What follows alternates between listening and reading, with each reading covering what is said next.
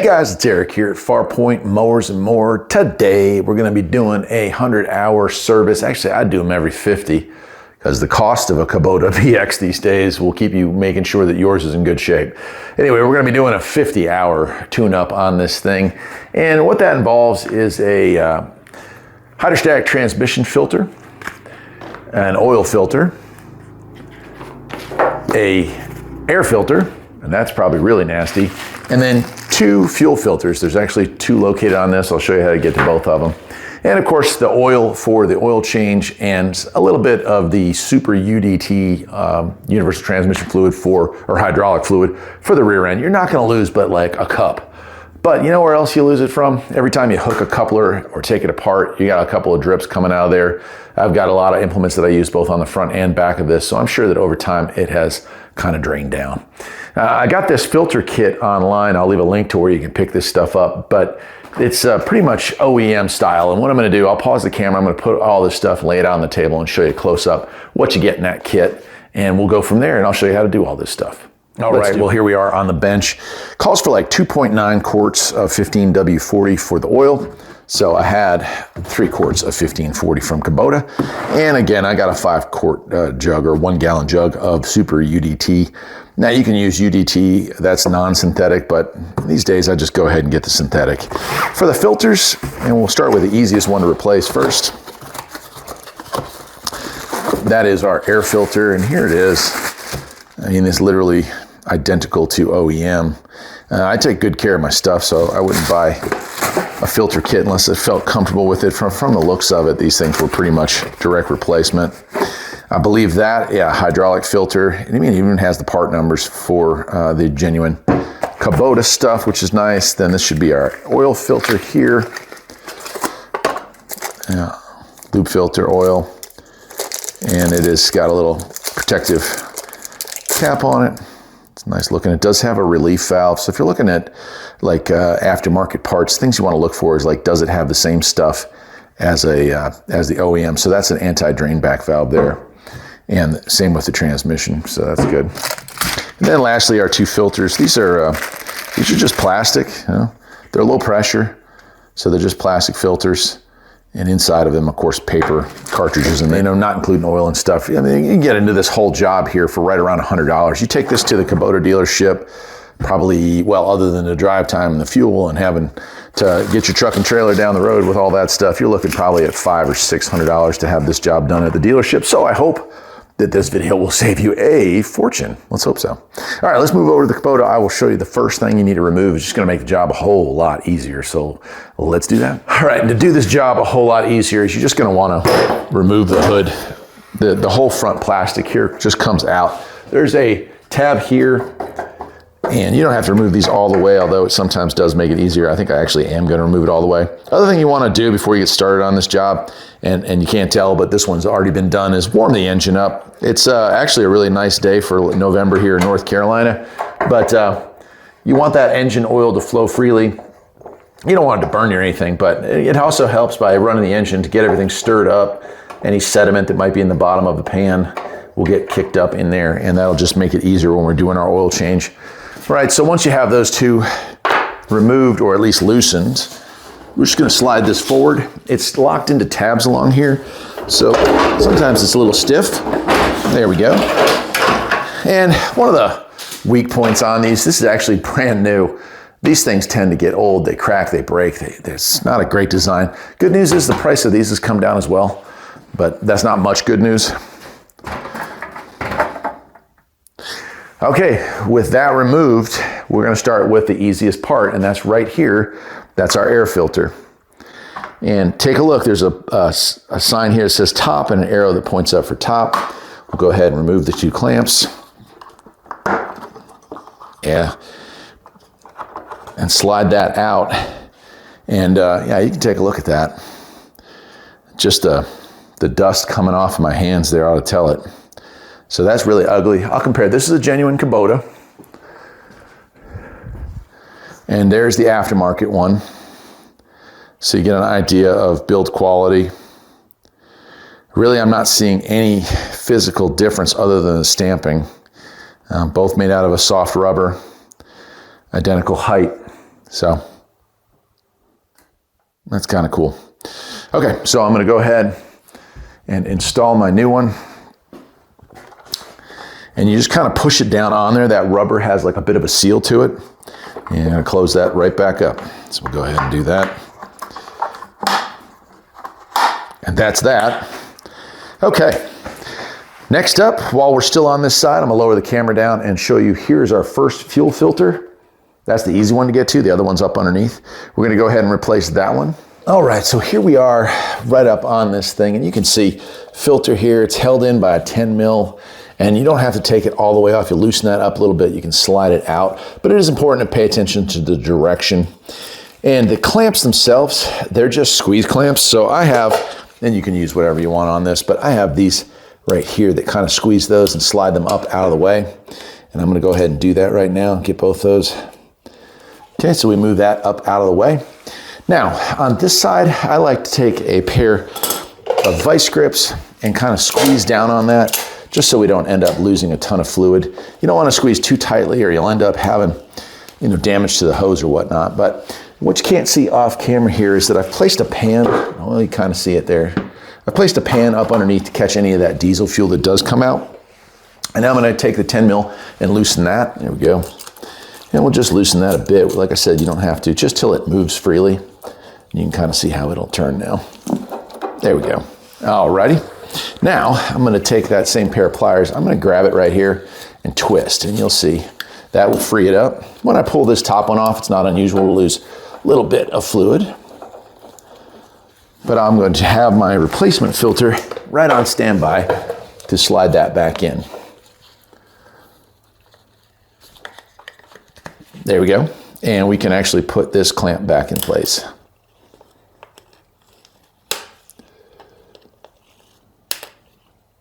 Like so.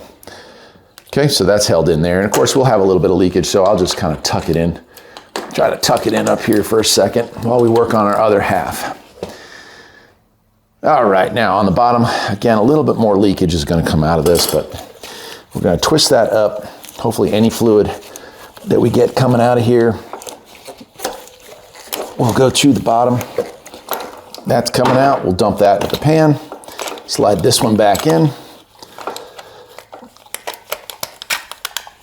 Like so, and then hook our bottom hose back up. Really minimal loss there on diesel fluid.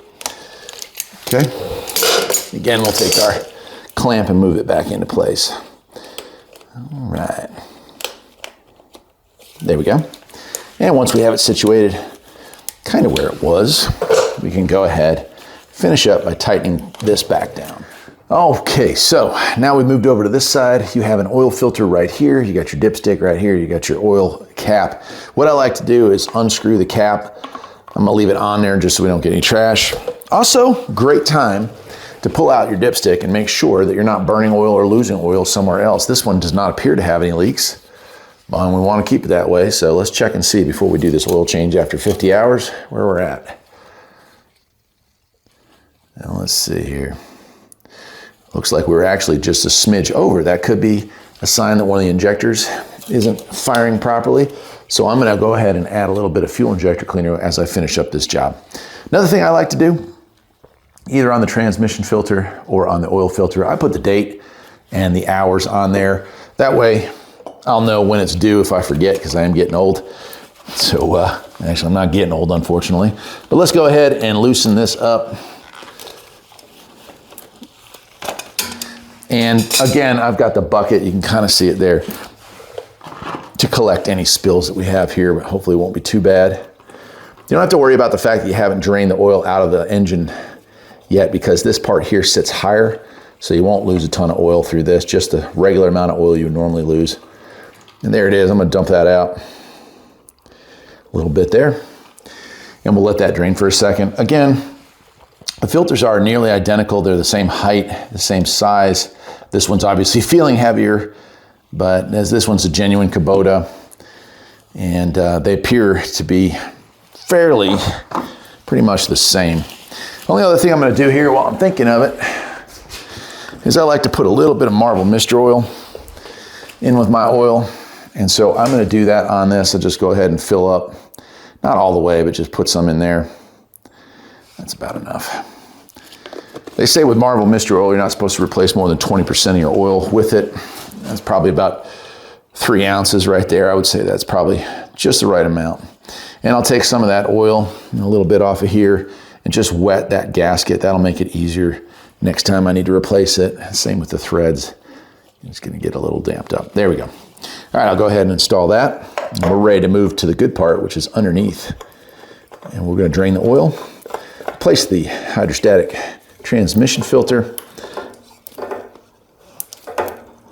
and we'll be on the road. Good. And wipe up my leftover oil here. Get that all over the place. And that diesel oil is always somewhat nasty. Dark colored. If it was a car engine, a gas engine, and it was that color, I'd be concerned. But diesel oil always looks a little ugly from this factory. Okay, let's move on now. What I'm gonna do next is push my pan a little farther over here. And there's a 14mm screw. We're gonna drain the oil out of here. If I have a gasket for it, I'll replace it. I forgot to order that part. And we'll go ahead and tighten that up, put our oil back in here. Then we're gonna, well, I'll tell you what, we'll move to the back here and do our transmission filter after that. Then we'll put some oil back in it and do our last fuel filter. Let's go. All right, well, here we are up underneath the car. Again, the engine's still warm from driving it down here. Hopefully y'all can see what I'm up to. Got a 14mm right here. Gonna go ahead and break that loose. Hope my head's not in the way. There we go.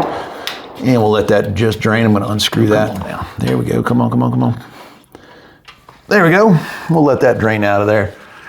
And you can see here, there's a gasket or a copper, this was aluminum, and I actually don't have anything that size down here, but it doesn't look to be too badly deformed, so we'll go ahead and reuse that.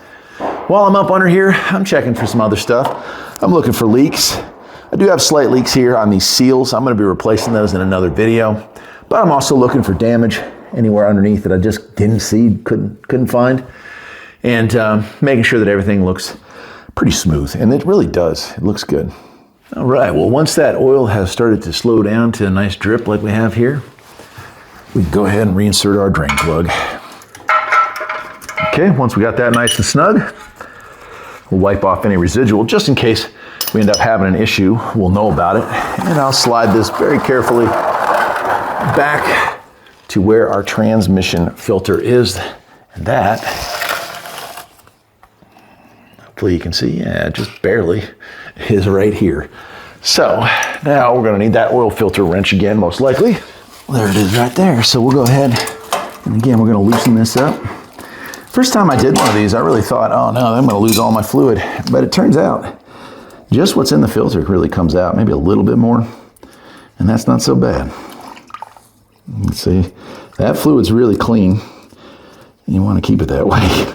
Okay, and then I've got my new filter here. We'll go ahead and side by side these. Again, same size, same general makeup. I wouldn't say there's a whole lot of difference there. And I've already put a little bit of UDT fluid in here and lubricated the seal. So I'll go ahead and reinstall that now. I've also put the date and hours on this filter as well, in case I decide. Usually I only replace these every other service, so I'll replace these once every 100 hours. And replace the oil every 50. And I know that I honestly think that 25 would be okay for oil changes as well, but in this case we went 50, went the whole summer. Okay, that is that. Next up, a little harder to deal with and a little harder to film, but right about there is our last fuel filter. A little harder to get at and gonna create more of a mess because you got a lot of diesel that just wants to drain out of the gas tank. So I don't know how much of that I can catch on film, but that's what we're gonna try to do next here on camera. Let's do it. Okay, I don't know again how much you're gonna be able to see of that, but there we are. I've gotta have my 10 mil. I'll go ahead and loosen this up. And slide that slightly over. This one, I'll stick my head in there. A little hard to see, I understand, but that's the best I can do for you. And we're gonna loosen that up, except this time, I'm probably gonna take it all the way off here. All right, now we're gonna pull this out a little bit. We'll have a little better luck. So I'm gonna release the clamp here. which in this case, somebody put a zip tie on, so we're just gonna cut that off like so. And then you have got to put something on this backside to hold it in place, because if you don't, everything that's in your gas tank is going to want to come down out of it very violently. We don't want that. All right, it's already starting to drip on the backside, so I'll go ahead and remove my clamp up here. Again, I'm gonna twist. That'll kind of get that loose. Go ahead and pull that off. I don't know if you can see this piece, but a lot of people think that's your fuel filter, but that's actually the fuel pump. And those do go bad occasionally. If you don't hear that ticking sound when you try to start your Kubota, you just found out you have a bad fuel pump. And I'm gonna get my replacement here.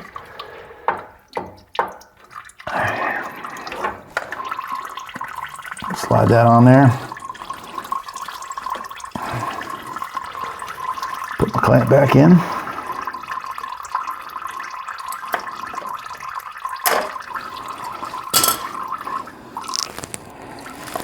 And we'll twist that off of there. There we go.